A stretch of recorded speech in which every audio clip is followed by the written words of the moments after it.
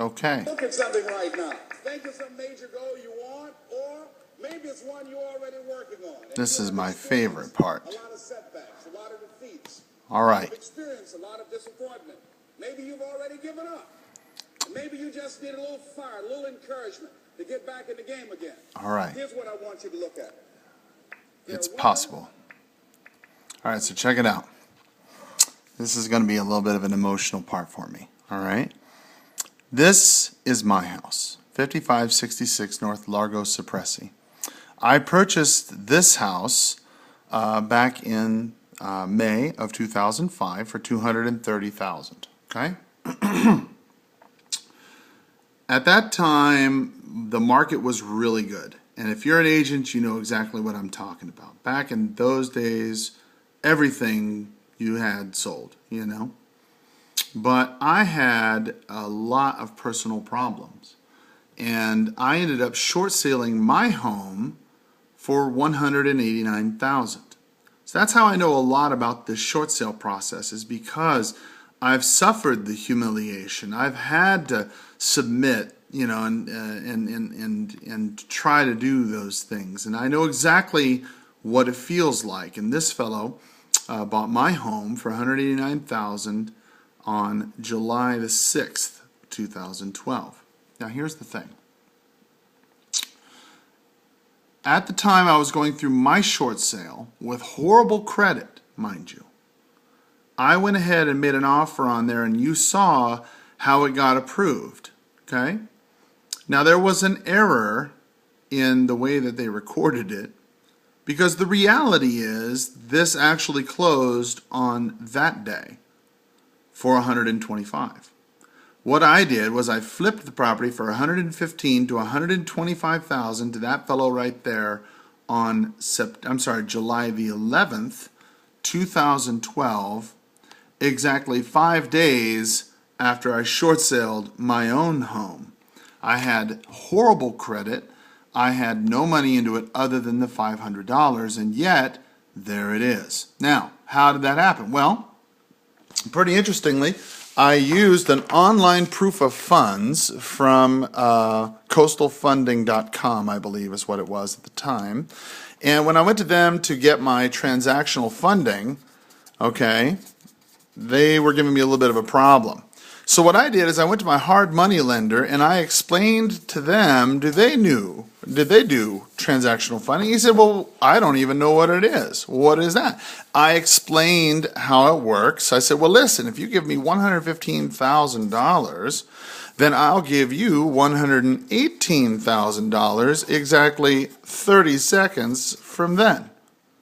And he's like, well, how does that work? I said, well, it's really simple. I have a buyer for this house. Okay, here's me with my contract. Here's the short sale letter and all the other stuff on there that say that I can sell this.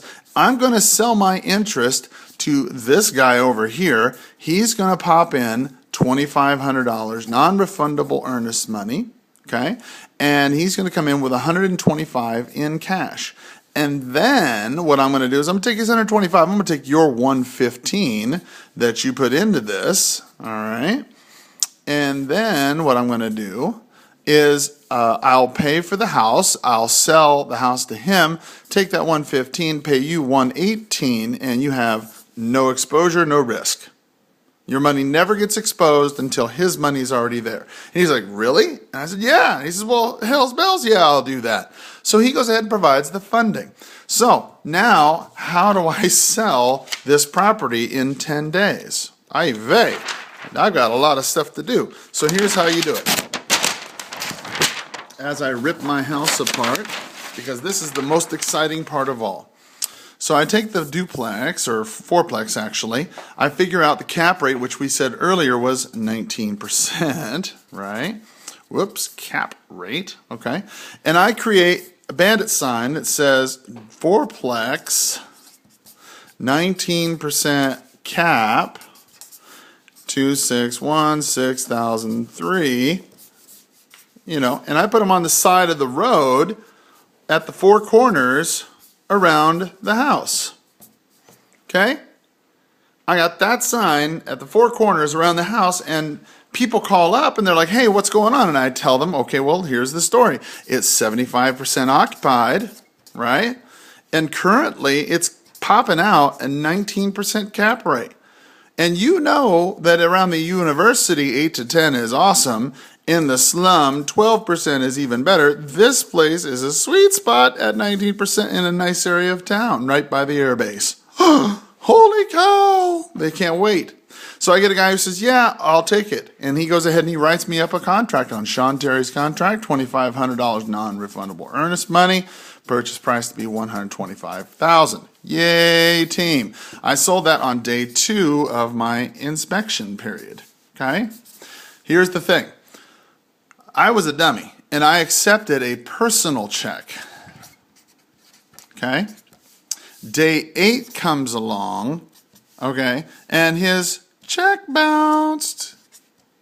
Ouch. Right?